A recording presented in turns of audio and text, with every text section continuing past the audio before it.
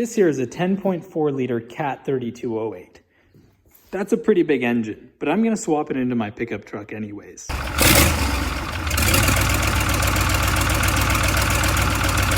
They used to have them in dump trucks, boats, old generators and stuff like that. Anyways, it's a motor that was pretty popular for farming equipment and like 3-ton trucks through the 80s and 90s. I've recently got a lot of attention on videos where I included my Amarillo 6 liter that I have a paint matched engine in it, and I just made a joke because the engine's yellow, say it's a Cat. It's obviously a 6 liter, everyone knows that, but anyways, it got me really thinking I should do a Cat swap. I've always wanted to do one with a Cat 3208. I could have done a 3116 or a 3126, but I think too many people have already done that, so I don't really see much of a point in doing that. I also really like V8s. I really agree with there's no replacement for displacement, and more displacement than a 10.4 liter? I don't think so, not in a 1-ton pickup at least. I picked up an Eaton 10-speed to go with it, and you know, I was thinking I could adapt it to a 5R110 or to a ZF 6-speed. But I actually, for one, I've been really disappointed with the clutches on ZF6s and had them slip even from brand new with making anything over stock horsepower. And they're not really rebuildable engines, where an Eaton 10-speed is much bigger, much stronger. It's like a real transmission, and it is rebuildable. And I can get tons of these for way cheaper than I can get a replacement ZF6. Like this is like 500 bucks, and ZF6s go for like $2,500 used. Like I figured if I'm using a semi-commercial grade engine, I might as well use a commercial transmission, because I want to build this for fun and I want to twin turbo it, but I want to also use it for towing, because why else would I get it? Now, as you can see, this is a naturally aspirated 3208, and these only made like 250 horsepower. They made like 800 foot-pounds of torque, which is pretty awesome, but they were pretty gutless engines. They did make a turbo model that had the basically the exhaust manifolds were a log style that led up to the rear valley, and they had a turbocharger mounted right here. Now I was gonna buy one of those, but I'd rather build something a little bit cooler. So what's actually cooler than, for one, taking a 10.4 liter V8 and swapping it into your F350, then taking a 10.4 liter V8, twin turboing it, and then putting it in your F350 with a 10-speed. Runs great. It does say it's a Cat reman on it, and it was supposed to be pulled out of a truck that had basically gotten a new motor with low hours, hardly ever used, and the truck was just parked anyways, which a lot of these never did really get a lot of use because they were in something like a old combine or a yard truck that just sat most of its life anyways. A lot of people would call these disposable engines because they're non-sleevable blocks, like a 3206 or a C15, but they're just as rebuildable as a 6 liter 7.3 Cummins, 5.9 Duramax, anything like that, just because the cylinders aren't sleevable, but you can still rebuild the bottom end and you can still rebuild the top end. And a rebuild kit for these with all the pistons and bearings and everything is actually way cheaper than a rebuild kit for a 7.3 or a 6 liter. I've actually read and seen a lot of examples of people who have turned these engines right up and been able to make over 1,000, 1,500 horsepower with them, which is pretty impressive for a fully mechanical diesel. I was really impressed with this engine because I have test ran it just on the stand here. I'll include some clips of that. But once I bled all the air out of the fuel lines, it just fired right up. You know, a cold start, hardly even cranked over.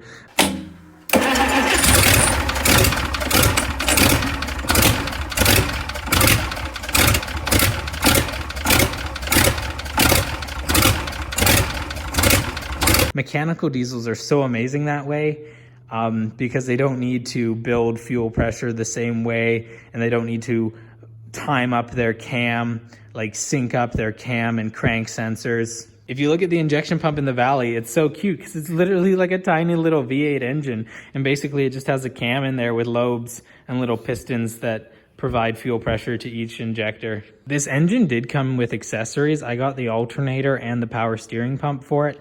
I'm not sure whether those are going to work really well for my application and whether I'm going to have clearance or anything like that. So I might end up actually figuring out a way to hook up the F350's power steering pump to this engine. If you're looking for a good apocalypse engine, there isn't much better than one of these old mechanical diesels, because this right here, this one wire to the fuel shutoff on the injection pump is all you need. You put positive to that and it'll run, take power away and it'll shut off. You can actually remove these solenoids and put a mechanical switch on there too. So you can just have like a pull push cable. And yeah, you actually don't need electricity to run these engines if you do that. You're gonna need some power to the starter to get it to crank over. Cat Canada. As you can see, this engine has a nice big external oil cooler on it. That's always nice. Much easier to replace than a 6-liter. So I have seen people have done this. I'm not sure exactly how they did it. I'm not quite sure yet whether I can take the exhaust manifolds and switch them over to the other side and then flip them over. So basically the exhaust ports coming straight up on each side of the engine. I still have to figure that out, or whether I'm going to basically make some custom headers or take the exhaust and reroute it up. I do really like my 6-liters, but I like 1-ton trucks for towing, and 6-liters, they're all right. They make a good amount of power. I'm not unimpressed by them. They're fairly responsive. I do prefer towing with one over towing with a 7.3. However, once I tune them to make a much more desirable amount of power, I start running into other issues, of course. Issues like slipping the clutch. So I basically built this dually that's now my crane truck as a towing truck because it's a dually crew cab long box 4x4. That's what I want for something to tow trailers. And I put a ZF6 in this one because I like the ZF6 over an automatic. Now, it's actually much more pleasurable and easier to tow with an automatic, and you end up not losing so much boost between shifts, but I like the reliability of the ZF6. Now, with a brand new clutch, I've slipped it too many times and had to go and take the clutch and replace it just because it was glazed over. But making anything over like stock horsepower with these 6-liters, once you start towing like 20,000 pounds, you just slip the clutch, which is so disappointing. So I kind of want to go for a heavier built transmission and a heavier clutch. This truck isn't really an ideal towing truck anyways anymore because of the high ab on it. Like, I'm still going to use it, but if I'm just hauling a trailer around, dragging around an extra 5,000 pound crane on the back is kind of pointless, and you lose a lot of fuel mileage to that. I gotta knock the dent out of this door, if you can see it right there, or get a new door for it because a deer ran directly into the side of the truck. This is my wife's truck. I keep telling everyone it's cat swapped as a joke, but it's just a yellow painted 6-liter. I won't be swapping a cat into this truck though, because I would like to keep it original just because it's an Amarillo. This truck here, it's a lot of fun. I do tow with it quite a fair bit, but with these 37s in the lift, it's really not ideal for towing. Same thing, I kind of like this truck as it is, so I don't think I'm gonna swap the cat into this one either. Okay, so if I'm not gonna swap the dually, and I'm not gonna swap the red truck, and I'm not gonna swap the Amarillo, what am I gonna swap this engine into? Well, I'm actually still deciding that. So I'm gonna pick up a truck, and I was thinking if I got, okay, it needs to be a long box, it needs to be a crew cab.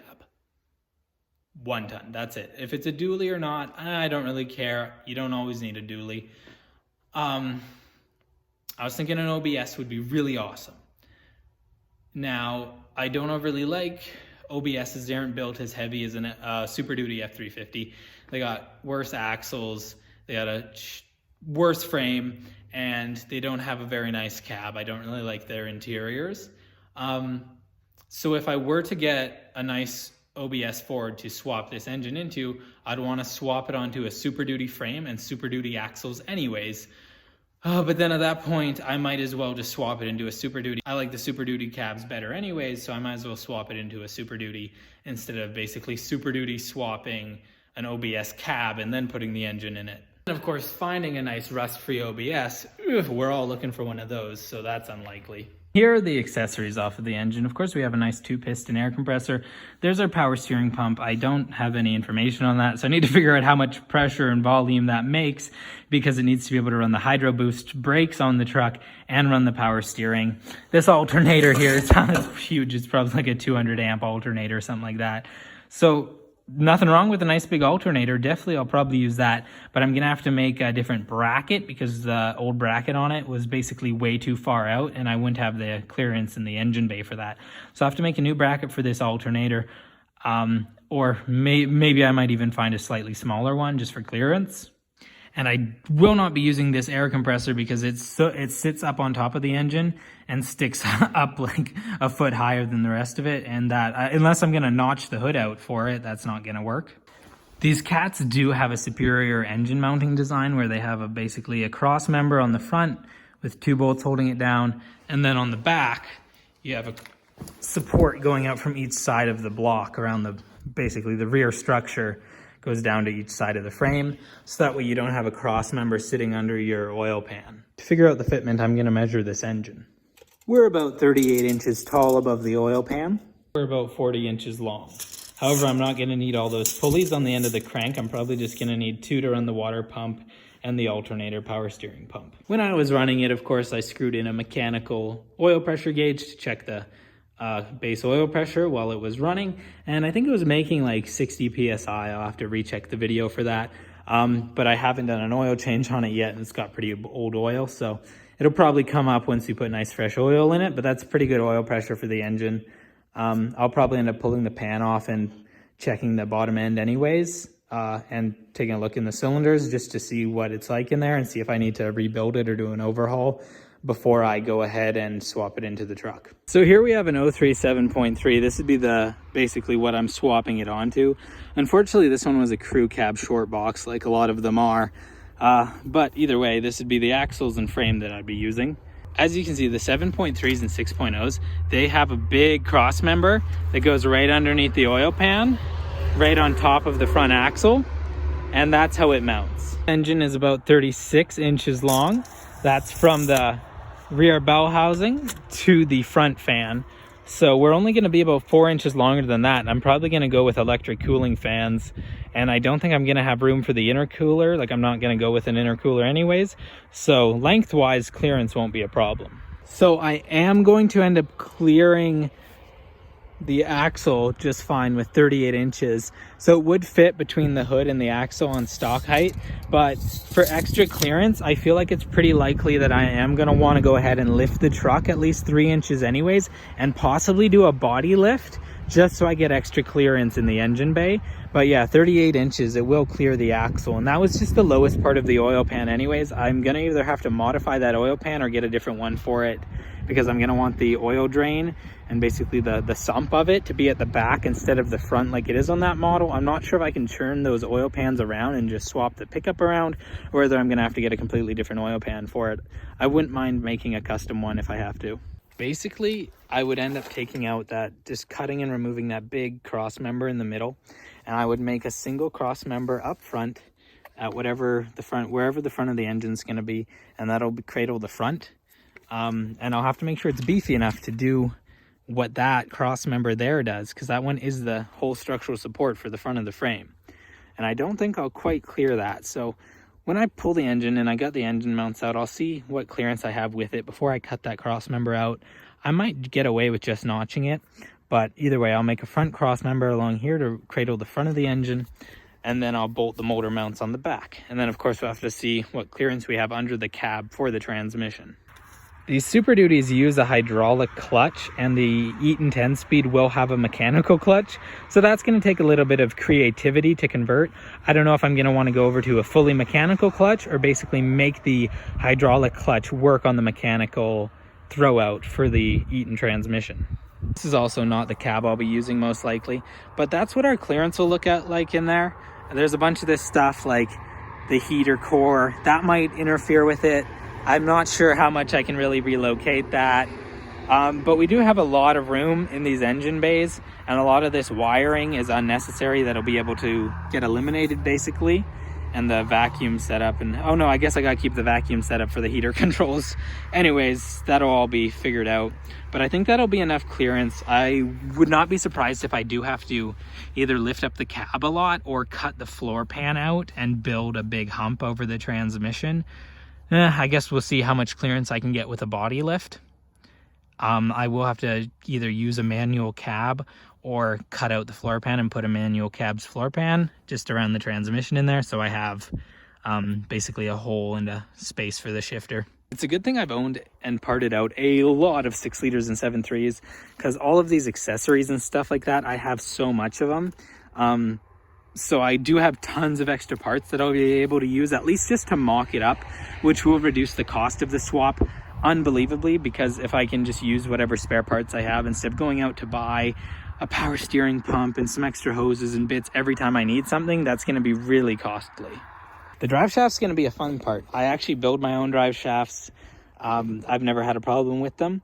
So obviously these axles, these Super Duty axles, use a very small drive shaft with really tiny U-joints. That's our output from the transfer case. That flange is about 5.5 inches wide. And of course there's our output on the Eaton transmission, which is about a 7-inch wide yoke. Now I've seen a couple people have actually taken the output shaft on here and machined it down to fit a transfer case and made a flange and all that. I'm not sure if I'm going to go through the effort of making the truck 4-wheel drive. That would be great, but if it's 2-wheel drive as a hauler, it's not a big deal, and I'll just make sure to put a locker in the rear end. But still figuring out how to make that output shaft work. Everything else I already have figured out basically, but how I'm gonna make the output shaft work for that, I might honestly find a weld-on yoke that's this size and just weld it to a smaller drive shaft for the rest of the truck. I would appreciate any ideas you have on how to make this work. Now I would go ahead and swap this truck, but I use this one on a regular basis and I have daily needs for the crane, so I don't really want to spend 6 months taking it apart to swap a cat into it.